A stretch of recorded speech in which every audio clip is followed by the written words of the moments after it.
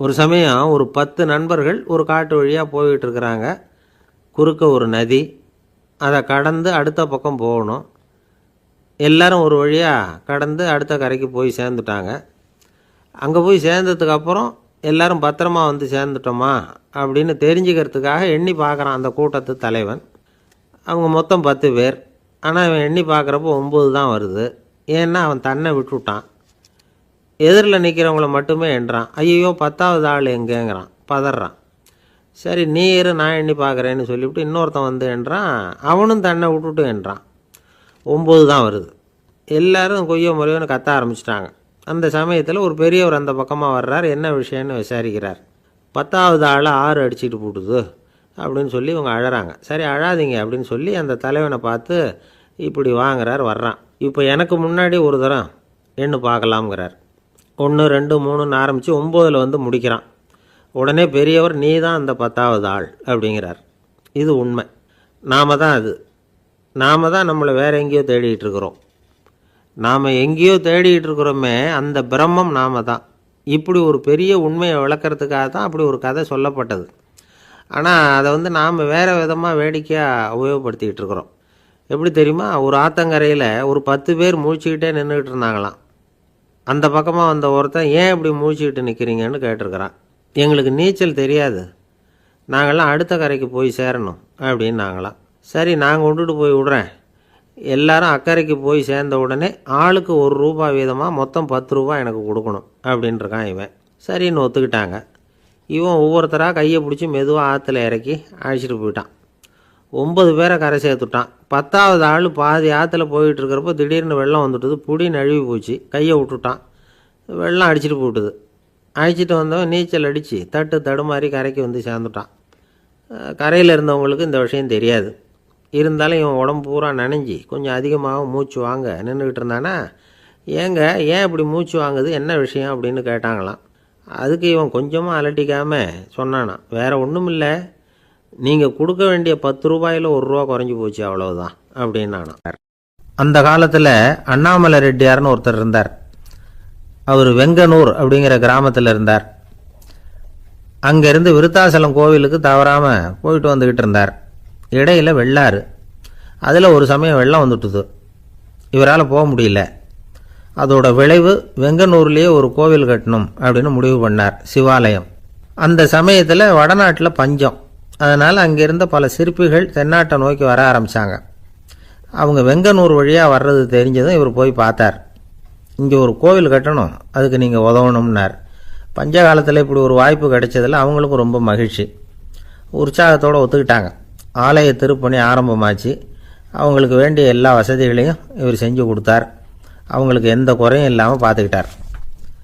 அது மட்டும் இல்லை, ஒவ்வொரு நாளும் அங்கே வருவார். உங்களுக்கு என்ன வேணும் எது வேணும்னு கேட்பார். ஏதாவது குறை இருந்தால் சொல்லுவாங்க, உடனே தீர்த்து வைப்பார். இவரும் கேட்பார், எந்த குறையாக இருந்தாலும் என்கிட்ட சொல்லுங்க அப்படின்னு சொல்லுவார். அதை தவிர இவராகவே கவனித்தும் அவங்களுக்கு என்னென்ன தேவைங்கிறத கண்டுபிடிச்சி அதையெல்லாம் வந்து கொடுத்துக்கிட்டு இருப்பார். என்ன தேவைன்னாலும் அதை நிறைவேற்றி வச்சுருவார். அந்த சிற்பிகளின் தலைவன் ஒருத்தன், அந்த ஆளுக்கு வெத்தலை பாக்கு போடுறது பழக்கம். இதை தெரிஞ்சுக்கிட்டு அதுக்காகவே ஒரு ஆளை வந்து ஏற்பாடு பண்ணார். வேணுங்கிறப்போலாம் நீ வந்து வெத்தலை சிவல் மடித்து கொடுக்க வேண்டியது உன் வேலை அப்படின்னு ஒருத்தனை ஏற்பாடு பண்ணிட்டார். இப்படியெல்லாம் செஞ்சதும் அவங்களுக்கும் ரொம்ப உற்சாகம். ரொம்ப பொறுப்பாக சிற்ப வேலைகளை செஞ்சுக்கிட்டு இருக்கிறாங்க. ஒரு நாள் என்னாச்சு தெரியுமா? அந்த சிற்பிகளின் தலைவன் ரொம்ப நுணுக்கமாக ஒரு வேலையை செஞ்சுக்கிட்டு இருக்கிறான். சாரம் போட்டு அது மேலே படுத்துக்கிட்டு அண்ணாந்து பார்த்து உச்சியில் நுணுக்கமான சிற்பங்களை உருவாக்கிக்கிட்டு இருக்கான். சிற்பியின் கவனம் செதறப்படாதுங்கிறதுனால இவர் மெதுவாக சத்தம் போடாமல் கிட்ட போய் நின்று அதை கவனிச்சிக்கிட்டு இருக்கிறார். அந்த சிற்பி வழக்கம் போல் வெத்தலை பாக்குக்காக இடது கையை கீழே நீட்டினான். அந்த சமயம் பார்த்து அவருக்கு தாம்பூலம் கொடுக்குறவன் அங்கே இல்லை, எங்கேயோ போயிருக்கிறான். அண்ணாமலை ரெட்டியார் என்ன பண்ணார் தெரியுமா? தனக்காக கொடுக்கப்பட்ட தாம்பூலத்தை வாங்கி சிற்பியின் கையில் கொடுக்குறார்.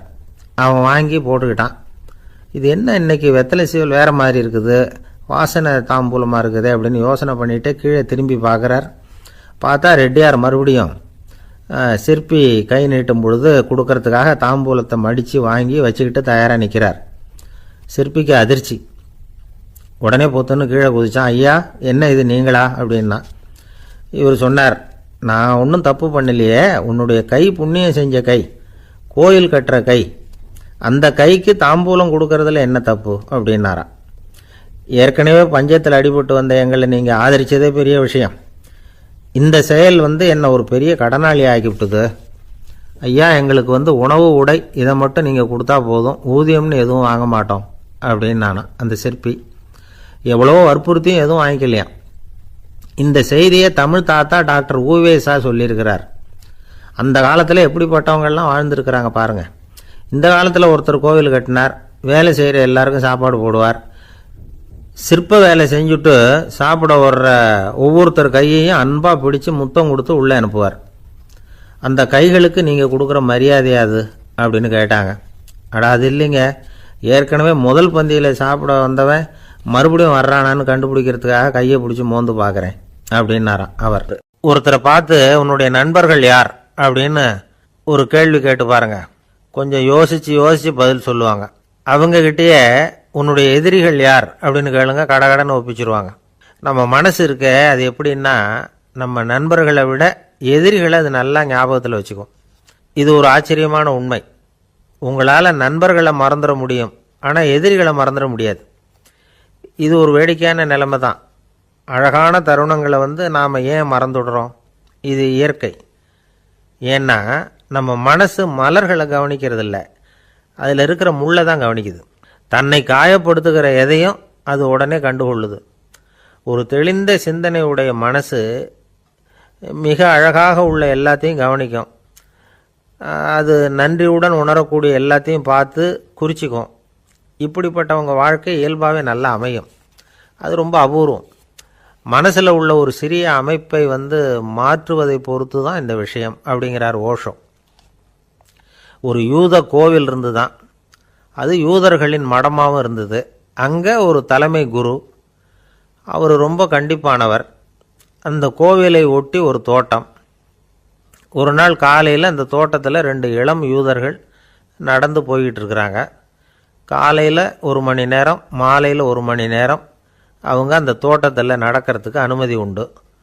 மற்ற நேரங்களில் அவங்க மத புத்தகங்களை படிக்கணும், பிற விதிமுறைகளை கடைபிடிக்கணும். அந்த 2 பேருமே தொடர்ந்து புகைப்பிடிக்கிற பழக்கம் உள்ளவங்க. ஆனால் கோவில் மடத்தில் இருக்கிறப்போ அவங்க புகைப்பிடிக்க முடியாது, அது கடுமையான குற்றம். சரி, நாம் தோட்டத்தில் இருக்கிறப்போவாவது புகைப்பிடிக்கலாமா அப்படின்னு ஒரு ஆசை அவங்க 2 பேருக்குமே. இருந்தாலும் பயம். இப்படி கேட்டால் மதகுரு என்ன சொல்லுவாரோ அல்லது என்ன செய்வாரோங்கிற பயம். இப்படியே கொஞ்ச நாள் ஆச்சு. ஒரு நாள் இந்த 2 பேரில் ஒருத்தன் ரொம்ப கலங்கி போய் அந்த கோவிலிருந்து வெளியில் வந்துக்கிட்டு இருந்தான். வந்தவன் நேராக தோட்டத்து பக்கம் போனான். அங்கே இன்னொருத்தன் ஆனந்தமாக புகை பிடிச்சிக்கிட்டு இருக்கிறான். அதை பார்த்து தான் இவனுக்கு அதிர்ச்சி. அட கடவுளே, என்ன இது, நீ கேட்காமலே ஆரம்பிச்சிட்டியா அப்படின்னா. இல்லை நான் கேட்டுவிட்டு தான் ஆரம்பிச்சிருக்கேன்னா அவன். அப்படியா, என்ன மனுஷன் இவர், நானும் தான் கேட்டேன், என்ன கண்ணாபுண்ணான்னு திட்டிவிட்டார். இது என்ன கோவிலா இல்லை நரகமா? உனக்கு புகை பிடிக்கணும்னு ஆசையாக இருந்தால் நரகத்துக்கு போகணும்னு சொல்லிவிட்டார். அது சரி, உன்னை மட்டும் எப்படி அனுமதிச்சார் அப்படின்னு கேட்டான் இவன். அவன் சிரிச்சுக்கிட்டே, நீ எப்படி கேட்ட சொல்லு அப்படின்னா. நாம் இந்த தோட்டத்துக்கு வர அனுமதிக்கப்பட்டிருக்கிறதே ஜபத்துக்காகத்தானே, அதனால் நான் ஜபம் சொல்லும் பொழுது புகை பிடிக்கலாமா அப்படின்னு கேட்டேன். அதுக்கு தான் அவர் சத்தம் போட்டு என்னை அடிக்கவே வந்துட்டார் அப்படின்னா இவன். நீ ஒரு மாதிரியாக கேட்டிருக்க, நான் வேறு மாதிரியாக கேட்டிருக்கிறேன். ஜபம் சொல்லும்போது புகை பிடிக்கலாமான்னு நீ கேட்டிருக்க. ஐயா, புகை பிடிக்கும் பொழுது ஜபிக்கலாமா அப்படின்னு நான் கேட்டேன். அதில் தப்பு ஒன்றும் இல்லை அப்படின்னு பதில் சொல்லிட்டார் அப்படின்னா. ஒரு சிறிய மாற்றம்தான் அது மிகப்பெரிய மாறுதலை ஏற்படுத்தி விட்டது. மனசு நல்ல விதமாக சிந்திக்க ஆரம்பிச்சுட்டுதுன்னா மகிழ்ச்சிக்கு பஞ்சம் இல்லை. ஒரு கஞ்சன் ஆற்றுல விழுந்துட்டான், வெள்ளத்தில் தத்தளிச்சுக்கிட்டு இருக்கிறான். கரையில் நின்ன ஒருத்தர், உன் கையை கொண்டா இப்படி பிடிச்சி இழுத்து கரையில் சேர்த்து விடுறேன்னார். எதையும் கொடுத்து பழக்கம் இல்லாத அவன் கையையும் கொடுக்க மாட்டேன்னுட்டான். இவர் பார்த்தார், உன் கையை கொடுன்னு சொல்கிறதுக்கு பதிலாக நான் என் கையை கொடுக்குறேன் பிடிச்சிக்கோ அப்படின்னார். அவன் கப்புன்னு பிடிச்சிக்கிட்டான், இழுத்து கரையில் போட்டார். ஏங்க எங்கே போயிட்டு வரீங்க அப்படின்னு கேட்டேன். எனக்கு வேண்டப்பட்ட ஒருத்தரை பார்த்து. ஆஸ்பத்திரிக்குன்னார். எந்த ஆஸ்பத்திரிக்குன்னே? மாட்டு ஆஸ்பத்திரிக்குன்னார். என்ன விஷயம்னே? மாமனாருக்கு உடம்பு சரியில்லை, அதுதான் மாட்டாஸ்பத்திரிக்கு போயிட்டு வரேன்னார். அட பாவி, அதுக்கு அந்த ஆஸ்பத்திரிக்காக போவாங்க அப்படின்னு ஆச்சரியமா. அட அது இல்லைப்பா, முதல்ல எங்கள் குடும்ப டாக்டர் தான் தேடிக்கிட்டு போனேன். அவர் அந்த நேரத்தில் அவர் வளர்க்குற நாய்க்குட்டிக்கு உடம்பு சரியில்லைன்னு சொல்லி அதை தூக்கிக்கிட்டு மாட்டு ஆஸ்பத்திரிக்கு போயிட்டாராம் சொன்னாங்க. அதனால் அங்கே போய் அவரை சந்தித்து விஷயத்தை சொல்லிவிட்டு வர்றேன்னார். அப்புறம் தான் எனக்கு கொஞ்சம் நிம்மதியாக இருந்தது. பொதுவாக நமக்கு தெரிஞ்ச வரையில் டாக்டர்கள் 2 வகை. நமக்கு வைத்தியம் பண்ணுற டாக்டர்கள் ஒரு வகை, நம்மக்கிட்ட இருக்கிற ஆடு மாடு கோழிக்கு வைத்தியம் பண்ணுற டாக்டர்கள் ஒரு வகை. இப்போ தான் எனக்கு தெரியும் இன்னொரு வகையான டாக்டர்களும் உண்டுங்கிறது. அது யாருன்னா பூச்சிகளுக்கு வைத்தியம் பண்ணுற டாக்டர்கள், அதாவது பூச்சி டாக்டர்கள். வெளிநாடுகளில் அப்படிலாம் கூட சில பேர் இருக்கிறாங்க. பிரிட்டனில் யார்க்ஷயர் வட்டாரத்தில் ராதர்ஹாம் அப்படின்னு ஒரு ஊர். அங்கே ஒரு விலங்கியல் மருத்துவர் பேர் டாக்டர் லான்ஸ் ஜெப்சன். அவர் ஆஸ்பத்திரி வாசலில் பார்த்தீங்கன்னா தினமும் நிறைய பேர் நின்றுக்கிட்டு இருப்பாங்க. கையில் கண்ணாடி குடுவை, தகர டப்பா இப்படி ஏதாவது இருக்கும். அதுக்குள்ளே ஏதாவது பூச்சிகள் இருக்கும். அதுக்கு வைத்தியம் பண்ணுறதுக்காக வந்தவங்க தான் அவங்கெல்லாம்.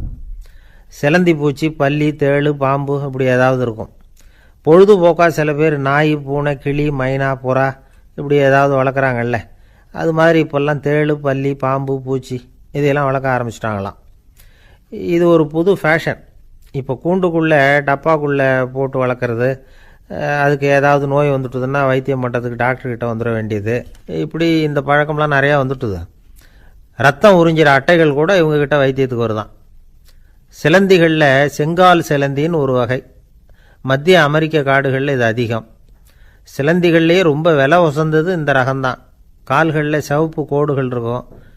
இந்த இனம் இப்போ குறைஞ்சிக்கிட்டே வர்றதுனால சர்வதேச விதிகளின்படி இவற்றின் ஏற்றுமதி இறக்குமதிக்கு தடை விதிக்கப்பட்டிருக்குது.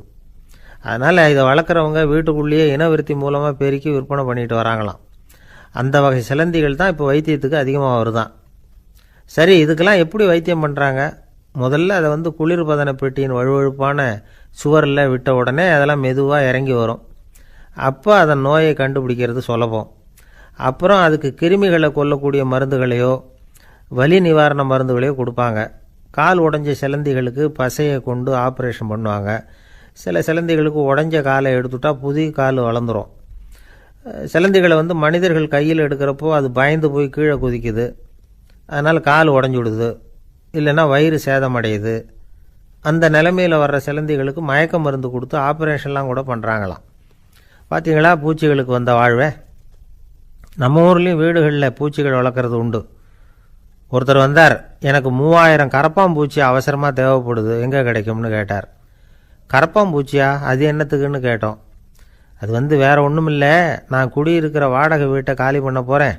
வீட்டு சொந்தக்காரர் என்ன சொல்கிறாருன்னா, இந்த வீட்டுக்கு நான் குடி வந்தப்போ எப்படி இருந்ததோ அதே நிலைமையில் விட்டுட்டு போகணும்னு வீட்டுக்காரர் சொல்லியிருக்கிறார், அதனால தான் கேட்டேன் அப்படின்னார். ஒரு ஆள் ராமகிருஷ்ணரை தேடி வந்தான். அவன் கையில் 1000 பொற்காசுகள் வச்சுருந்தான். அதை அவர்கிட்ட கொடுத்து இதை ஏற்றுக்கணும் அப்படின்னு ரொம்ப பணிவாக கேட்டுக்கிட்டான். அவர் பார்த்தார், இது எனக்கு தேவையில்லை, ஆனாலும் உன்னுடைய மனசை புண்படுத்துறதுக்கு நான் விரும்பலை, அதனால் நீ கொடுக்குறத வாங்கிக்கிறேன்னார். வாங்கிக்கிட்டார். அப்புறம் கேட்டார், இதை பாரு, இனிமேல் இதெல்லாம் என்னுடையது தானே அப்படின்னார். ஆமாம், அதையெல்லாம் நான் உங்களுக்கே கொடுத்துட்டேன் அவன். சரி, இப்போ நீ எனக்காக ஒரு காரியம் பண்ணணும்னார். என்ன செய்யணும்னு சொல்லுங்கன்னா, இந்த நாணயங்களையெல்லாம் எடுத்துக்கிட்டு போய் கங்கை நதியில் எரிஞ்சுட்டு வா அப்படின்னார். இவனுக்கு அதிர்ச்சியாக போச்சு. என்ன பண்ணுறது? இனிமேல் அது முடியாதுன்னு சொல்ல முடியாது. ஏன்னா அந்த நாணயங்களையெல்லாம் அவருக்கே கொடுத்துட்டான். இனிமேல் அதெல்லாம் இவனுடையது இல்லை. பேசாமல் அவ்வளோவே அள்ளிக்கிட்டு ஆத்தங்கரைக்கு போனான். போனவன் ரொம்ப நேரம் திரும்பியே வரல. ராமகிருஷ்ணருக்கு சந்தேகம், என்ன ஆச்சு அந்த மனுஷனுக்கு? காசுகளோடு அந்த கங்கையில் குதிச்சுட்டானா? போகும்பொழுதே ஒரு மாதிரியாக தான் போனான், போய் என்னன்னு பார்த்துட்டு வாங்க அப்படின்னார்.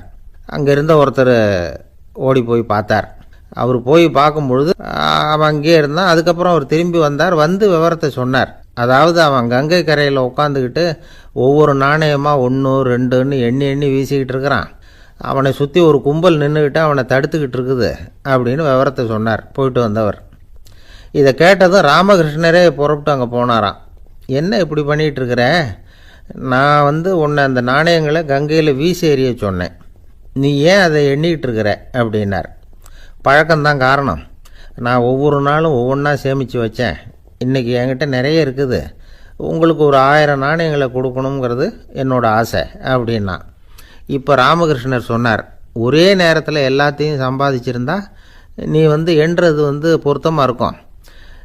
எல்லாத்தையும் இழக்கும்போது ஒவ்வொன்றா எண்ணிக்கிட்டு இழக்கிறதுங்கிறது சரியான செயல் இல்லை.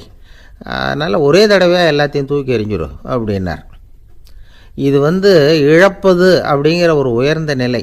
இதை நாம் யதார்த்த வாழ்க்கையில் சம்மந்தப்படுத்தி பார்த்து குழப்பிக்கிட்டு இருக்கக்கூடாது. இழக்கிறேன்னு சொல்லிக்கிட்டு இருக்கிற காசையெல்லாம் ஆற்றுலையும் குளத்துலையும் கொண்டு போய் எரிஞ்சிட்டு வாங்க அப்படின்னு உபதேசம் பண்ணுறதாக யாரும் நினச்சிடக்கூடாது. இதில் நாம் புரிஞ்சிக்க வேண்டியது என்னென்னா, எதையாவது ஒன்றை இன்னொருத்தருக்கு கொடுக்கணும் அப்படின்னு விருப்பப்பட்டால் அதை மனப்பூர்வமாக கொடுத்துடணும். கொடுத்துட்டு அதையே நினச்சிக்கிட்டு இருக்கக்கூடாது. நம்மால் ஒருத்தர் ஒரு 100 ரூபா நோட்டை தன்னுடைய நண்பர் ஒருத்தர்கிட்ட கொடுத்து, இது உனக்கு தான் வச்சுக்கோ அப்படின்னார். அவர் பார்த்தார், இது இனிமேல் எனக்கு தானே சொந்தம் அப்படின்னார். ஆமான்னார் அவர். அப்படின்னா எனக்காக நீ ஒரு உதவி செய்யணும்னார். சொல்லுங்கள் செய்கிறேன்னார் அவர். இந்த 100 ரூபா நோட்டை தீ வச்சு கொளுத்தி விடுன்னார். இவர் அதிர்ச்சியாகி அவரை பார்த்தார். இப்போ அவர் சொன்னார், நீ எனக்கு அன்பாக கொடுத்தது இது, இந்த நோட்டு கள்ள நோட்டுங்கிறது எனக்கு முன்னாடியே தெரியும், சீக்கிரம் கொளுத்தி விடு, அதுதான் நம்ம 2 பேருக்குமே நல்லது அப்படின்னாராம் அவர். இந்த உலகத்தில் உண்மையாகவே வேதாந்தம் பேசுகிறவங்களும் உண்டு, உள்ளுக்குள்ளே வேற மாதிரி இருந்துக்கிட்டு வெளியில் வேதாந்தம் பேசுகிறவங்களும் உண்டு. ஒரு ஆள் இருந்தார். அவரும் ஒரு கடை வச்சு வியாபாரம் பண்ணிக்கிட்டு இருந்தார். மகா கஞ்சன், யாருக்கும் எந்த உதவியும் செய்ய மாட்டார். எச்சில் கையென்ன ஈர கையை கூட உதற மாட்டார். அப்படிப்பட்ட மனுஷன். அந்த ஊருக்கு ஒரு முனிவர் வந்துக்கிட்டு இருந்தார். வருஷத்துக்கு ஒரு தடவை வருவார். ஒரு நாள் 2 நாள் இருப்பார், அப்புறம் போயிடுவார். அந்த முனிவர் வர்றப்போலாம் இந்த ஆள் எழுந்திரிச்சு ஓடி போய் அவரை வரவேற்பான். ரொம்ப பெரிய வேதாந்தி மாதிரி அவர்கிட்ட பேசிக்கிட்டு இருப்பான். காயமே இது பொய், வெறும் காற்றடைத்த பையும்மா, தர்மம் தலைகாக்கும்மா, பணம் என்ன சார் பணம், இன்னைக்கு ஒருத்தன் கையில் இருக்கும், நாளைக்கு ஒருத்தன் கையில் இருக்கும், எல்லாம் மாயம், எனக்கு தான் இன்னமும் இந்த சம்சார பந்தத்திலிருந்து விடுபடுறதுக்கு நேரம் வரலேம்பா. அந்த முனிவரும் இந்த ஆள் இப்படி சொல்கிறத கேட்ட உடனே, ஏப்பா அப்படி சொல்கிற, இப்போ கூட நீ சரின்னு சொல்லு, உனக்கு தீட்சை கொடுத்து இதிலிருந்து விடுபடுற ஞானத்தை போதிக்கிறேன்பார். உடனே அந்த ஆள் என்ன சொல்லுவான் தெரியுமா, ஐயோ சாமி, இப்போ அது எப்படிங்க முடியும், பிள்ளைங்கள்லாம் சின்ன சிறுசுங்க, அதுகளுக்கெல்லாம் ஒரு கல்யாணம் காட்சின்னு செஞ்சு கடமையை முடிச்சுட்டா நீங்கள் சொல்கிறபடி செஞ்சு விடலாமா. சரி, இன்னும் முனிவர் போயிடுவார். அடுத்த வருஷம் வருவார். இவன் வழக்கம் போல் வேதாந்தம் பேசுவான். சரி, தீட்சை கொடுக்குறேன் வா அம்பார்.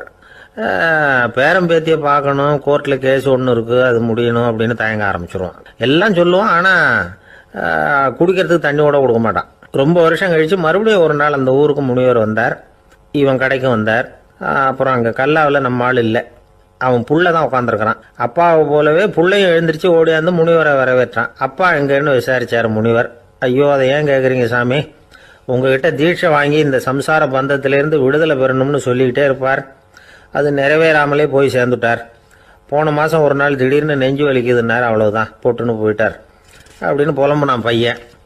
இதை கேட்டதும் முனிவர் சிரிச்சாரான். அவன் எங்கடா போவான், உன் அப்பா எங்கேயும் போகல, இதோ வாழை ஆட்டிக்கிட்டு உன் காலடியிலே இருந்துகிட்டு இருக்கான் பார் அப்படின்னு சொல்லி அங்கே நின்றுக்கிட்டு இருந்த ஒரு நாயை சுட்டி காட்டினாரான். என்ன சாமி சொல்கிறீங்க அப்படின்னு ஆச்சரியமாக கேட்டிருக்கான் பையன். உடனே முனிவர் அந்த நாயோட தலையில் ஒரு தட்டு தட்டி பேசுகிறா அப்படின்னாரான்.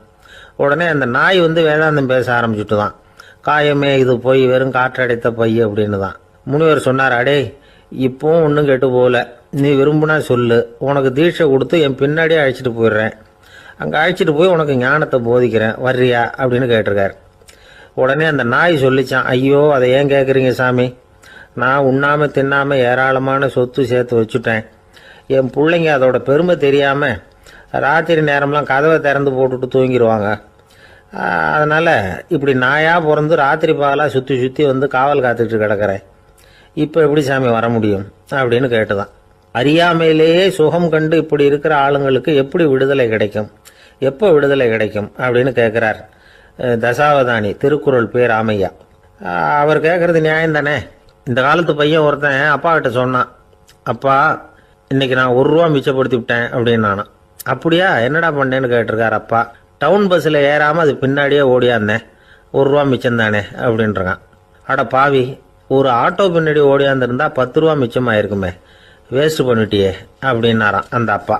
உலகத்தில் எது எதுக்கும் ஆராய்ச்சி கூடங்கள் இருக்குது இல்லை, அது மாதிரி தூக்கத்தை பற்றி ஆராய்ச்சி பண்ணுறதுக்கு ஒரு ஆராய்ச்சி கூடம் இருக்குது. அப்படி ஆராய்ச்சி பண்ணணும்னா அதுக்கு மூழ்கிக்கிட்டு இருக்கணும்ல. அதனால தான் அந்த ஆராய்ச்சி கூட இங்கே இல்லை. அமெரிக்காவில் பாஸ்டன் பல்கலைக்கழக மருத்துவமனையில் அது இருக்குது. அங்கே தூக்கத்தை பற்றி பல விதமான ஆராய்ச்சிகள் பண்ணிகிட்டு இருக்கிறாங்க. அந்த ஆராய்ச்சி கூடத்தில் இயக்குனராக இருக்கிற ஒரு நிபுணர் அவர் என்ன சொல்கிறார் தெரியுமா?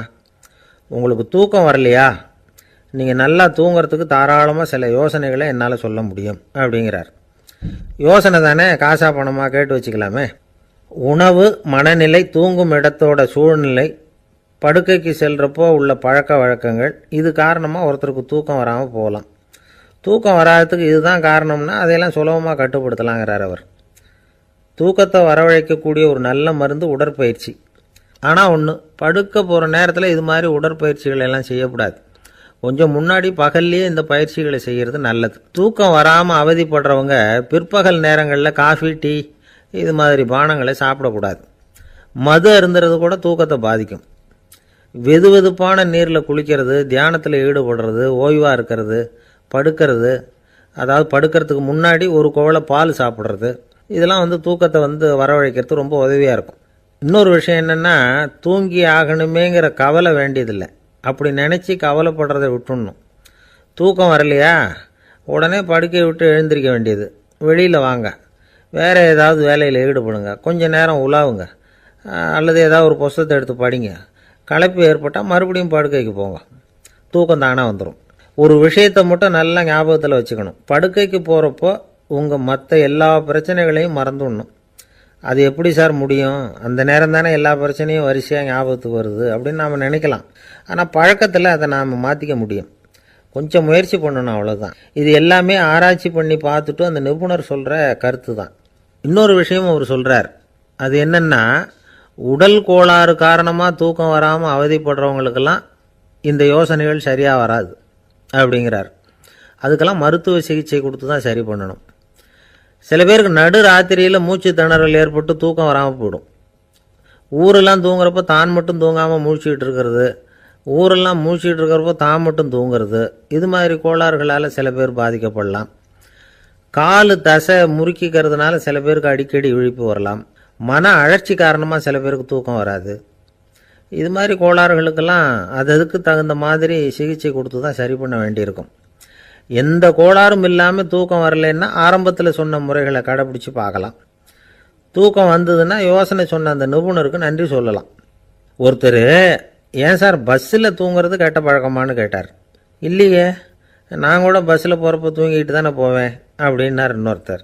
அப்புறம் ஏன் என்ன டிரைவர் வேலை வேணாம்னு வீட்டுக்கு அனுப்பி வச்சுட்டாங்க அப்படின்னாராம் அவர். என்னுடைய நூல் வெளியீட்டு விழாவுக்கு அவசியம் நீங்கள் வரணும் அப்படின்னு கூப்பிட்டார் ஒருத்தர். எப்போ வரணும்னு கேட்டேன். அடுத்த வாரம்னார். சரி, புத்தகம் தயாராகிட்டுதா அப்படின்னேன். நாளைக்கு தான் அச்சிக்க கொடுக்க போகிறேன்னார். என்னங்க இது, புத்தகம் அச்சிடுறதுக்கு முன்னாடியே அழைப்புதழை அச்சடிச்சு விட்டீங்களே அப்படின்னு கேட்டேன். அதனால் என்னங்க, அந்த காலம் மாதிரியா போடலாம், அச்சுக்கலை எவ்வளவோ முன்னேறியாச்சுங்க. Linotype, monotype, phototype, laser, இப்படி என்னென்னமோ வந்தாச்சு. இன்றைக்கி கொடுத்தா நாளைக்கே புத்தகம் தயார் அப்படின்னார். இப்படி இந்த அளவுக்கு முன்னேறி இருக்கிற இந்த அச்சுக்கலை ஆரம்பத்தில் எப்படி இருந்தது தெரியுமா? அந்த காலத்தில் காகிதம்னா என்னென்னே தெரியாது. அப்படி ஒன்று கண்டுபிடிக்கப்படவே இல்லைப்போ. அப்போல்லாம் எதையாவது ஒன்று எழுதணும்னா அதுக்கு ஆட்டு தோலை தான் பயன்படுத்தி இருக்கிறாங்க. கண்ணுக்குட்டி தோல் கூட அதுக்கு உபயோகப்பட்டு தான். ஐரோப்பாவில் இருந்த பாதிரியார்கள் தோலில் எழுதப்பட்ட புத்தகத்தை தயாரிக்கிறதுல ரொம்ப கெட்டிக்காரங்களாம். எகிப்து, அப்புறம் மத்திய தரைக்கடல் ஓரத்தில் உள்ள நாடுகள், இங்கே எல்லாம் தோல் தான் எழுதுபொருளாக பயன்பட்டு வந்திருக்குது. ஆனால் நம்ம நாட்டில் ஓலைச்சுவடிகளை எழுத்துக்கு பயன்படுத்தியிருக்கிறாங்க. எழுதுறதுக்கு தோலை பயன்படுத்தினவங்க பிறகு பேப்பரைஸ் அப்படிங்கிற கோரை புல்லை அதுக்கு பயன்படுத்தினாங்களாம். இதெல்லாம் அப்படி கொஞ்சம் கொஞ்சமாக கண்டுபிடிச்சிட்டு வந்திருக்கிறாங்க. அந்த புல்லை கச்சிதமாக நறுக்க வேண்டியது, நல்லா பதப்படுத்த வேண்டியது, அதுக்கப்புறம் அதில் எழுத வேண்டியது, அவ்வளவுதான். பேப்பருங்கிற சொல்லே இந்த பேப்பைரஸ் அப்படிங்கிறதுலேருந்து வந்தது தான். அதுக்கப்புறம் தான் காகிதம் வந்தது. இதை முதல்ல சீன நாட்டில் தான் கண்டுபிடிச்சாங்க. அது வந்த பிறகு அச்சு எந்திரம் கண்டுபிடிக்க வேண்டிய அவசியம் ஏற்பட்டது. அதை கண்டுபிடிச்சவர் ஜெர்மானிய அறிவியல் அறிஞர் ஜான் கூட்டன்பர்க். அச்சு கலைக்கு அடித்தளம் அமைச்சவர் அவர் தான். ஜெர்மனியில் மெயின்ஸ் அப்படிங்கிற ஊரில் 1399 பிறந்தார். அவரோட மாமன் ஒருத்தர் உலோக வேலையில் வல்லவர். அவர்கிட்ட அந்த வேலையை கற்றுக்கிட்டார். அதோட வைர கற்களை வந்து பட்டை தீட்டுறதுலேயும் ரொம்ப தேர்ச்சி பெற்றிருந்தார். இளம் வயசுலேயே சும்மா இருக்க மாட்டாராம். எதை செஞ்சாலும் அதை திறமையாக செய்வாராம். அவர் தான் முதல்ல மர அச்சு எழுத்துக்களை உருவாக்கினார். அது மேலே மை தடவி பிரதிகள் எடுத்தார். அதுக்கப்புறம் உலோக எழுத்துக்கள், முதல்ல காரியம், அப்புறம் இரும்பு, அப்புறம் கலப்பு உலோகம், பிறகு அச்சடிக்கிறதுக்கு எந்திரம் ஒன்றையும் உருவாக்கினார். முதல்ல பைபிள் அச்சடித்தார். 1468 அவர் இறந்து போனார். 16ஆம் நூற்றாண்டில் மேலை நாடுகளிலிருந்து மர எழுத்துக்களை கொண்டுகிட்டு வந்து தமிழ்நாட்டில் கிறிஸ்துவ நூல்களை அச்சிட்டாங்க. அப்போல்லாம் வந்து அச்சகங்கள் வந்து போதிய அளவுக்கு இங்கே இல்லை. அதுக்கு என்ன காரணம்னா, இந்தியர்கள் வந்து அச்சகங்களை நடத்தக்கூடாது அப்படின்னு சட்டம். 1835 வரைக்கும் அந்த சட்டம் வந்து நடைமுறையில் இருந்தது. இந்த நிலைமையில் அங்கேயும் இங்கேயுமா 1-2 அச்சகங்கள் ஆரம்பமாச்சு. 1713 தரங்கம்பாடியில் லூத்தரன் மிஷன் அச்சகம், அதே ஆண்டில் சென்னையில் SPCK அச்சகம். இது ரெண்டும் தான் இந்தியாவில் முதல்ல தொடங்கப்பட்ட அச்சகங்கள். ஆட்டுத்தோல்லையும் ஓலைச்சுவடியிலையும் எழுதப்பட்ட எழுத்துக்கள் இன்றைக்கி எங்கேயோ போயிட்டுது. ஆனால் நம்ம ஊரில் எழுத்தாளர்கள் நிலைமை தான் ஒன்றும் சொல்லிக்கிறது மாதிரி இல்லை. நம்ம ஆள் ஒருத்தர் சொன்னார், சார் நான் சொந்தத்தில் ஒரு அச்சாபீஸ் வச்சுருந்தேன், இப்போவும் வச்சுருக்கிறேன். அதனால் என்னுடைய படைப்புகளை புத்தகமாக வெளியிடுறதில் எனக்கு ஒன்றும் கஷ்டம் இல்லை. வருஷத்துக்கு ஒரு புத்தகம் எழுதி வெளியிட்டுருவேன். 15 வருஷமாக இலக்கிய உலகத்துக்கு இப்படி சேவை செஞ்சுக்கிட்டு வர்றேன். ஆனால் இந்த வருஷம்தான் வாசகர்கள் வந்து எனக்கு பாராட்டு விழா நடத்தியிருக்கிறாங்க அப்படின்னார். இந்த வருஷம் அப்படி என்ன விசேஷம் அப்படின்னு கேட்டோம். இந்த வருஷம்தான் நான் எந்த புத்தகம் எழுதி வெளியிடாமல் இருந்தேன், அதுக்காகத்தான் எனக்கு இந்த பாராட்டு விழா அப்படின்னார். ஒரு நண்பர் இருக்கார், எப்போ பார்த்தாலும் கையில் ஒரு புத்தகம் இருக்கும். புத்தகம் இல்லாமல் எங்கேயும் புறப்பட மாட்டார். எதுக்காக இப்படி எடுத்துகிட்டு போகிறீங்க அப்படின்னு கேட்டால், எனக்கு இது ஒரு நல்ல நண்பன் மாதிரி, இந்த காலத்தில் எங்கே போனாலும் காத்திருக்க வேண்டியிருக்கு, அது மாதிரி சமயத்தில் நான் வந்து நண்பன் கூட பேசிக்கிட்டு இருப்பேன் அப்படிம்பாரான். ஒருத்தர் ஒரு பெரிய அரச பதவியில் இருந்தார். அவர் பதவியிலேருந்து இறங்க வேண்டிய சூழ்நிலை. அரசு கொடுத்துருந்த வீட்டை விட்டுட்டு வெளியில் வர்றார். வரும்பொழுது 2 கையிலையும் 2 பெட்டியை எடுத்துகிட்டு வந்தாராம். சார் உங்களுடைய உடைமைகள் அப்படின்னு கேட்குறாங்க அங்கே இருந்த ஊழியர்கள். இவர் தன்னுடைய கையில் இருக்கிற பெட்டியை காட்டி, இதுதான் என்னுடைய சொத்து அப்படின்னாராம். ஒரு பெட்டியில் அவருடைய உடைகள், இன்னொரு பெட்டியில் அவர் விரும்பி படிக்கிற புத்தகங்கள். அவ்வளவுதான். இதுதான் இருந்துதான். புத்தகம் படிக்கிறது வந்து மனசுக்கு நல்லதுங்கிறது நமக்கு தெரியும். புத்தக வாசிப்பு வந்து உடம்புக்கும் நல்லதுங்கிறாங்க. அது நமக்கு ஆச்சரியமாக தான் இருக்குது. ஒரு நபர் ஒரு வருஷத்தில் சராசரியாக 2000 பக்கங்களை படிச்சிருக்கணுமா, யுனெஸ்கோ பரிந்துரை. ஆனால் நம்ம நாட்டில் நாம் சராசரியாக படிக்கிறது 32 பக்கங்கள். அவ்வளவுதான். இவ்வளவுக்கு நம்ம நாட்டில் 6000த்துக்கும் மேற்பட்ட நாளேடுகள், 2000த்துக்கும் மேற்பட்ட இதழ்கள், மலர்கள், இவ்வளவு இருந்தும் சரியாக வரல. இந்த உலகத்தில் முதல் நூலகம் எங்கே எப்போ ஆரம்பமாச்சு தெரியுமா? கிமு 2500ஆம் ஆண்டில் அது ஆரம்பமாயிருக்குது. பாபிலோனியாவில் அமில் அணு அப்படிங்கிற அரசன் தான் நூலகத்தை உருவாக்கி இருக்கிறான். அப்போல்லாம் தாள் கிடையாது, களிமண் தான். களிமண் பலகைகளில் வந்து எழுதி அது தொகுத்து அப்படியே நூலாக்கி அதை நூலகத்தில் வச்சுருப்பாங்களாம். அரசருடைய நூலகத்தில் 1000த்துக்கும் மேற்பட்ட நூல்கள் இருந்ததாக வரலாற்று குறிப்பு இருக்குது. அது மட்டும் இல்லை, அந்த நூலகத்தில் வந்து பொருள் வாரியாக, அதாவது சப்ஜெக்ட் வாரியாக புத்தகங்களை வந்து வகைப்படுத்தி வச்சுருந்தாங்களாம். அதில் மிச்சம் இருந்த ஒரு 25 களிமண் பலகை புத்தகங்கள் இன்றைக்கும் பிரிட்டிஷ் அருங்காட்சியகத்தில் இருக்குதான். அச்சு தாள் இதெல்லாம் ஏற்பட்டதுக்கு அப்புறம் அமைக்கப்பட்டது தான் பிரான்சில் இருக்கக்கூடிய பாரிஸ் நூலகம். 1480 பிரெஞ்சு மன்னர் 11ஆம் லூயி இந்த நூலகத்தை அமைச்சாராம். ஆனால் அப்போல்லாம் அரசர்கள் மட்டும்தான் நூலகத்தை பயன்படுத்த முடியுமா. அதுக்கப்புறம் 17ஆம் நூற்றாண்டில் இந்த முறை மாறி பொதுமக்கள் அங்கே போகலாம், படிக்கலாம் அப்படிங்கிற நிலைமை வந்து தான் போட்லியன் நூலகம் அப்படின்னு அதுக்கு பேர். பாரிஸ் நகரத்தில் இருக்குது. அங்கே தான் நூல்களின் பட்டியல் தயாரிப்பு பணி ஆரம்பமாச்சு. கல்வி வளர்ச்சியையும் நூலகத்தையும் இணைச்சவர் வந்து நெப்போலியன் போனபார்ட். முன்பணம் செலுத்தி புத்தகத்தை படிக்கிற முறையையும் அவர் தான் கொண்டுகிட்டு வந்தாராம். மக்கள்கிட்ட வசூலிக்கிற வரியின் ஒரு பகுதியை நூலகத்துக்கு பயன்படுத்தினவரும் அவர் தானா. நெப்போலியன் நூலகத்தில் உலகத்தில் உள்ள எல்லா மொழி நூல்களும் இருக்குதான். அங்கே ஒரு தமிழ் நூலும் இருந்திருக்குது. அது என்னென்னா கம்பராமாயணம்.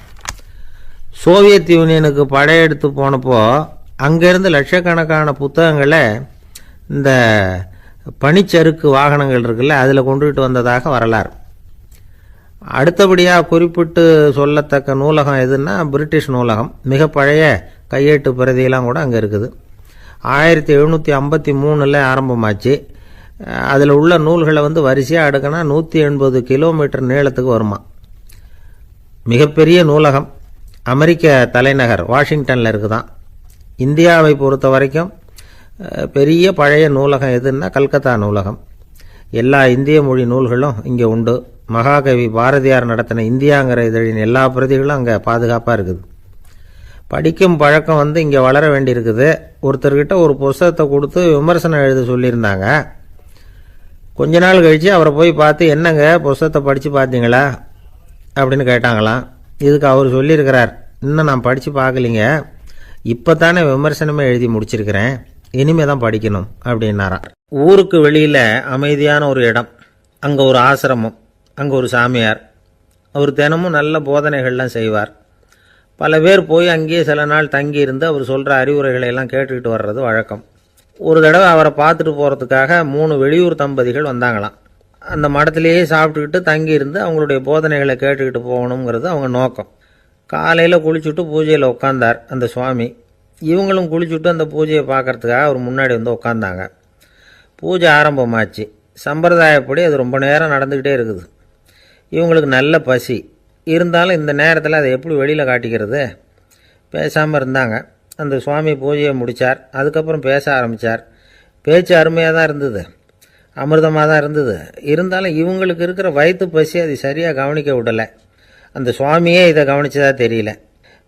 இவங்களுக்கு மனசுக்குள்ள ஒரு எண்ணம், உள்ளே சாப்பாடு தயாராகிட்டு இருக்கும் போல இருக்குது, இந்த பேச்சு முடிஞ்சது நம்மளை உள்ளே அழைச்சிட்டு போய் சாப்பாடு போடுவாங்கன்னு நினைக்கிறோம் அப்படின்னு இவங்களாம் நினச்சிக்கிட்டாங்க.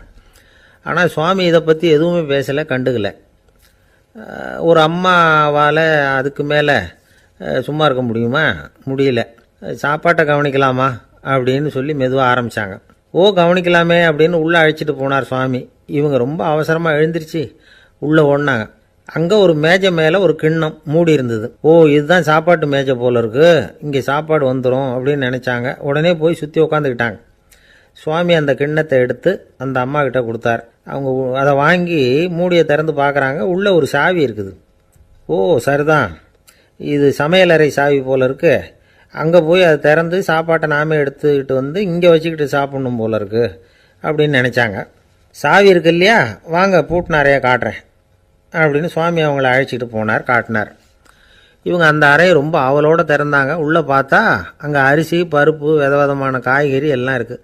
சமையலுக்கு வேண்டிய மிளகாய், எண்ணெய், பால், தயிர், நெய் இப்படி எல்லாமே இருக்குது. அடுப்பு, விறகு, நெருப்பு போட்டி அது கூட அங்கே இருக்குது. சாப்பாடு தயாராக இருக்கும்னு நினச்சிக்கிட்டு போனால் இப்படி இருக்குதே அப்படின்னு சொல்லி அதை பார்த்ததும் ரொம்ப சோர்ந்து போட்டாங்க அவங்க. சுவாமி, என்ன இது சாப்பாடு இல்லையா அப்படின்னாங்க. அதுதான் சாப்பாட்டுக்கு வேண்டிய எல்லாம் இங்கே இருக்குதே, அடுப்பு மூட்டி நீங்கள் தான் அவங்கவுங்க ருசிக்கு தகுந்த மாதிரி சமைச்சிக்கணும், இந்த சன்னியாசிக்கு எப்படி சமைக்க தெரியும் அப்படின்னு கேட்டார் சுவாமி. சாப்பாடு தயாராக இருக்கும்னு நாங்கள் எதிர்பார்த்தோம் அப்படின்னாங்க. நீங்கள் இப்படி சொல்லுவீங்கன்னு நானும் எதிர்பார்த்தேன். இது வரைக்கும் நான் எவ்வளவோ தத்துவம்லாம் எடுத்து சொன்னேன். எல்லாத்தையும் விட இதுதான் அனுபவபூர்வமான தத்துவம். ஆண்டவன் நமக்கு நல்ல மனசை கொடுத்துருக்குறான், நல்ல வாய்ப்புகளையும் தந்திருக்கிறான், அதையெல்லாம் பயன்படுத்திக்கக்கூடிய மூளையையும் சிந்தனையையும் கொடுத்துருக்குறான். அதனால் அடுப்பை தான் நீங்கள் மூட்டணும், அடுப்பை நீங்கள் தான் மூட்டணும், உங்களுக்கு உகந்ததை நீங்கள் தான் சமைச்சு ருசித்து அனுபவிக்கணும். ஆண்டவனே அதை செஞ்சுக்கிட்டு இருக்க மாட்டான் அப்படின்னாராம் அந்த சுவாமி. நம்முடைய வாழ்க்கையில் பல நல்ல பலன்களை பெறறதுக்கு நாம் தான் முயற்சி பண்ணணும். அதுக்குரிய சூழ்நிலையை தான் ஆண்டவன் கொடுப்பானே தவிர அதை விளக்கிறதுக்காக தான் அந்த சுவாமி அப்படி செஞ்சு காட்டியிருக்கிறார். இது ஒரு பெரியவர் இப்படி ஒரு விளக்கம் கொடுத்தார். அதுக்கப்புறம் அந்த 3 தம்பதிகளும் தெளிவடைஞ்சுட்டாங்களாம். நாம் தெளிவடைகிறது எப்போங்கிறது தான் தெரியல அப்படின்னு பல பேர் இதை கேட்டுட்டு சொல்லிகிட்டு இருக்கிறாங்க. இந்த கதையை நம்முடைய நண்பர் ஒருத்தர்கிட்ட சொன்னேன். அந்த நண்பர் ரொம்ப சந்தோஷப்பட்டார். நீங்கள் சொல்கிறது கரெக்டு சார், ஆனால் நான் அதை விட ஒரு படி மேலே சார். எனக்கெல்லாம் அரிசி, பருப்பு இருக்கிற ரூம் எதுன்னு கையை காட்டிட்டா போதும், உடனே கிண்ணத்துலேருந்து சாவியை எடுத்து கொடுக்கணுங்கிற அவசியம்லாம் இல்லை எனக்கு.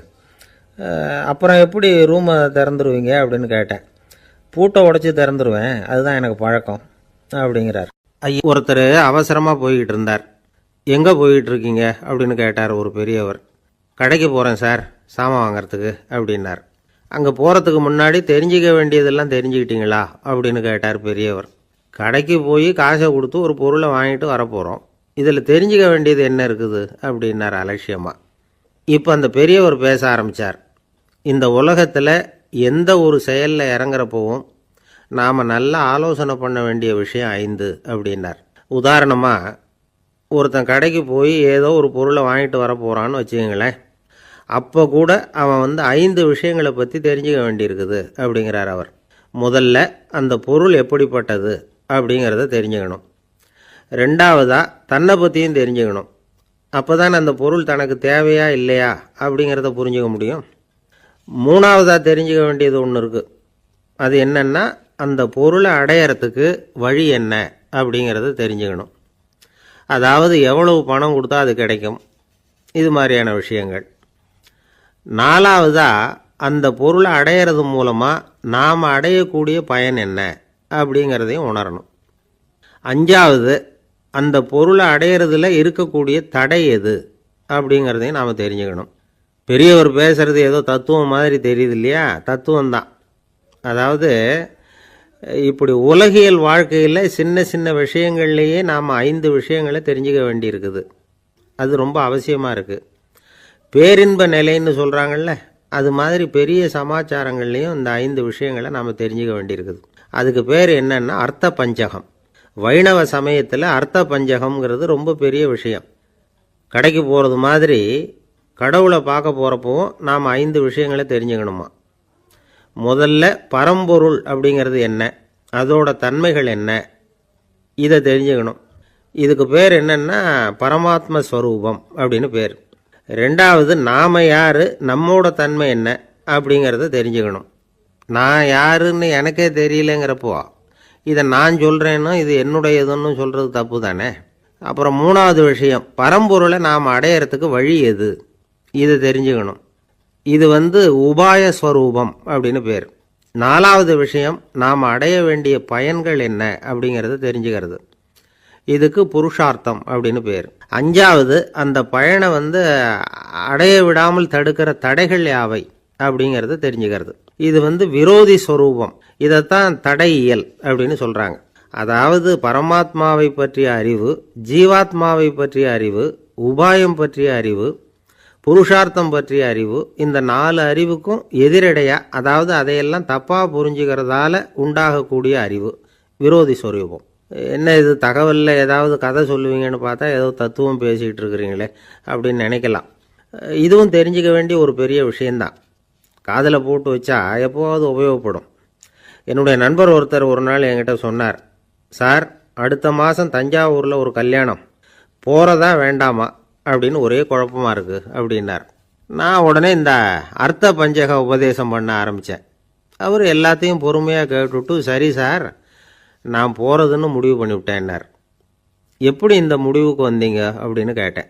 அவர் சொன்னார், சார், அந்த 2வது பாயிண்ட் ஒன்று சொன்னீங்களே, அதை புரிஞ்சுக்கிட்டதுக்கு அப்புறம்தான் இந்த முடிவுக்கு வந்தேன் அப்படின்னார். என்ன 2வது பாயிண்ட்டுன்னு? அதாவது தன்னை பற்றி புரிஞ்சுக்கணும் அப்படின்னு சொன்னீங்க. உடனே என்னை பற்றி புரிஞ்சுக்கிட்டேன், நான் யாருங்கிறது எனக்கு தெரிஞ்சுது, உடனே போகிறது தான் நல்லதுன்னு முடிவு பண்ணிவிட்டேன்னார். நீங்கள் யாருன்னு கேட்டேன். நான் தான் சார் அந்த கல்யாணத்தில் தாலி கட்ட வேண்டிய மாப்பிள்ளை அப்படின்னு. ஒரு தந்தை தன்னோட பிள்ளைய ரொம்ப தைரியசாலியாக வளர்க்கணும்னு ஆசைப்பட்டார். அதுக்காக அவனை கூப்பிட்டு உட்கார வச்சு இப்படி உபதேசம் பண்ணார். இதை பாருப்பா, நான் உன்னாட்டம் இருக்கிறப்போலாம் எதுக்கும் பயப்பட மாட்டேன், ரொம்ப துணிச்சலாக இருப்பேன். ஒரு நாள் ஒரு அப்பாவி எலிய ஒரு பூனை துரத்திட்டு ஓடிச்சு. நான் உடனே என்ன செஞ்சேன் தெரியுமா? அந்த பூனையை பிடிச்சேன், அது வாலில் ஒரு பட்டாசு சரத்தை கட்டினேன், கொளுத்தி விட்டேன், படபடன்னு வெடிக்க ஆரம்பிச்சுட்டுது. அது துள்ளிக்கிட்டு அங்கேயும் இங்கேயும் ஓடி இருக்கு பாரு ஓட்டம், ரொம்ப தமாஷு அப்படின்னார் அப்பா. இப்படி சொல்லிவிட்டு பையனை பார்த்து, இதை கேட்கறதுக்கு உனக்கும் துணிச்சல் வருதா, நான் என்னுடைய செயலை நீ கேட்குறப்போ உனக்கு துணிச்சல் வருதா அப்படின்னு கேட்டார். வருதுன்னா பையன். எப்படின்னா அப்படிங்கிற விவரத்தையும் சொன்னான் அவன். அதாவது எலியை விரட்டினத்துக்காக பூனை வாலில் பட்டாசு கொளுத்துனீங்க நீங்கள், பூனையை விரட்டினத்துக்காக உங்கள் கழுத்தில் பட்டாசு சரத்தை மாட்டினா என்னென்னு தோணுது எனக்கு அப்படின்னு நான் பையன். பையனோட துணிச்சல் அப்பாவே நடுங்க வச்சுட்டுது. அது சரி, ஒரு அப்பா பிள்ளைக்கு இப்படியா உபதேசம் பண்ணுறது? எல்லாருக்கிட்டையும் அன்பாக பழகிறது எப்படி அப்படின்னு சொல்லி கொடுக்கணும். பிஞ்சு உள்ளங்களில் நஞ்சை தூவலாமா? ஒரு நாள் விநாயகர் ஒரு பூனையோடு விளையாடிக்கிட்டு இருந்தாராம். அப்படி ஆசையாக விளையாடிக்கிட்டு இருந்தப்போ அவரோட கை நகம் தவறுதெல்லாம் பூனையோட முகத்தில் பட்டுட்டு தான். அது ஒரு சின்ன கீறலை உண்டாகி விட்டுது. அப்போ அவர் அதை ஒரு பெருசாக நினைக்கல. கொஞ்ச நேரத்துக்கு அப்புறம் விநாயகர் வீட்டுக்கு வந்தார். அவங்க அம்மா பார்வதி தேவியை பார்த்தார். பார்வதி தேவி கன்னத்தில் விரலால் கீறினது மாதிரி ஒரு அடையாளம் இருந்தது. விநாயகருக்கு அதிர்ச்சி, ஆச்சரியம். நம்ம அம்மா இந்த உலகத்துக்கே தாயார், அப்பேற்பட்ட அவங்க முகத்திலேயே கீறலை உண்டாக்கக்கூடியவங்க யாராக இருக்க முடியும் அப்படின்னு யோசனை பண்ணார். தாயே, உன்னுடைய கன்னத்தில் இந்த வடு எப்படிம்மா ஏற்பட்டதுன்னு கேட்டார். குழந்தாய், இது நீ செஞ்ச காரியம்தான்ப்பா. உன்னுடைய கை நகம் கீறினதுனால ஏற்பட்ட வடு தான் இது அப்படின்னாங்க அவங்க. விநாயகர் திடுக்கிட்டு போட்டார். எப்படிம்மா அது? நான் எந்த காலத்துலேயும் ஒன்று அப்படி கீறினதாக எனக்கு நினைவு இல்லையே அப்படின்னார். இன்னைக்கு காலையில் ஒரு பூனையை கீறினதை நீ மறந்துட்டியா அப்படின்னாங்க அந்த அம்மா. விநாயகர் திகைச்சு போய் நின்னார். பார்வதி தேவி சொன்னாங்க, இதை பார்ப்பா, இந்த உலகத்தில் இருக்கக்கூடிய எல்லா உயிர்கள்லேயும் நான் இருக்கிறேன். நான் தான் இந்த உலகமாக ஆகியிருக்கிறேன். ஆகையினால நீ யாரை துன்புறுத்தினாலும் அது உண்மையிலேயே என்ன துன்புறுத்தினதாக தான் வந்து முடியும் அப்படின்னாங்க. விநாயகர் மனசுக்குள்ளே ஒரு வெளிச்சம் ஏற்பட்டு தான். அதுக்கப்புறம் அவர் யாரையுமே கல்யாணம் பண்ணிக்காததுக்கு அதுதான் காரணமாக. இந்த உலகத்தில் எல்லாரையும், இங்கே இருக்கிற எல்லாத்தையும் தாயின் வடிவமாக அவர் பார்க்க ஆரம்பிச்சிட்டாராம். குருதேவர் ராமகிருஷ்ணர் இந்த கதையை எடுத்து சொல்லியிருக்கிறார். நபிகள் நாயகம் ஒரு தடவை ஒரு நாற்காலியில் உட்காந்து என்னமோ யோசனை பண்ணிகிட்டு இருந்திருக்கிறார். அப்போ அவரோட உடையில் ஒரு கீழ்ப்பகுதி தரையில் படிஞ்சு கிடந்திருக்குது. அங்கே விளையாடிக்கிட்டு இருந்த ஒரு பூனை அது மேலே வந்து படுத்து தூங்கி போச்சு. தொழுகை செய்ய வேண்டிய நேரம் வந்துட்டது. நபிகள் நாயகம் எழுந்திருக்க பார்த்தார். அப்போ தான் பூனை தன்னோட உடை மேலே படுத்து தூங்கிட்டு இருக்கிறது கண்ணில் படுது. பூனையோட தூக்கத்தை கலைக்க விரும்பல அவர். தன்னுடைய சகோதரியை கூப்பிட்டார். ஒரு கத்திரிக்கோள் எடுத்துகிட்டு வர சொன்னார். பூனை படுத்திருந்த உடைப்பகுதி மட்டும் இருக்குல்ல, அதை மட்டும் அதோட கத்திரிச்சு விட்டுட்டு அதுக்கப்புறம் அவர் எழுந்திரிச்சு தொழுகைக்கு போனாராம். அதாவது பிற உயிர்கள்கிட்ட எப்படி அன்பு காட்டணுங்கிறத பெரியவங்க எவ்வளவோ விதத்தில் நமக்கு எடுத்து காட்டியிருக்கிறாங்க. இருந்தாலும் எத்தனை பேர் மனசில் அதெல்லாம் உரைச்சிருக்குது? நாமளும் நம்ம ட்ரெஸ்ஸு மேலே ஒரு பூனை படுத்திருந்தா ஒரு கத்திரிக்கோலை தான் தேடுவோம், எடுத்துகிட்டு வர சொல்லுவோம். துணியை வெட்டுறதுக்கு பதிலாக இல்லை அதோட வாழை வெட்டினா என்ன அப்படின்னு தோணும். ஒரு ஆள் ரொம்ப பிரியமாக ஒரு பூனையை ஆற்றுல குளிப்பாட்டிக்கிட்டு இருந்தானா. எப்படி? அந்த பூனையை ஆற்று தண்ணியில் அமுக்கி அமுக்கி குளிப்பாட்டிக்கிட்டு இருக்கிறான். அந்த வழியாக போன பெரியவர் ஒருத்தர் இதை பார்த்தார். இதை பார்ப்பா, பூனையை அது மாதிரி ஆற்று தண்ணியில் அமுக்கி குளிப்பாட்டாத, மூச்சு திணறி செத்து போடும் அப்படின்னு அட்வைஸ் பண்ணார். நீ போய் அவன் வேலையை பார்த்துக்கிட்டு, எனக்கு எல்லாம் தெரியும்னா இவன். சரின்னு அவர் போயிட்டார். கொஞ்ச நேரம் கழித்து அவரே அந்த வழியாக திரும்பி வந்துக்கிட்டு இருந்தார். ஆற்றுல பூனையை குளிப்பாட்டிக்கிட்டு இருந்தவன் அழுதுகிட்டு உட்காந்துருக்கிறான். பக்கத்தில் அந்த பூனை செத்து கிடக்குது. இதை பார்த்தார் பெரியவர். நான் தான் அப்போவே சொன்னேனே அந்த பூனையை ஆற்றுல நினைக்காதேன்னு, அதை கேட்டிருந்தா இப்படி ஆயிருக்குமா அப்படின்னார். அந்த ஆள் கோபமாக இவரை முறைச்சி பார்த்தான். அட போய்யா, இந்த பூனை ஆற்றுல குளித்ததுனால ஒன்றும் செத்து போகல,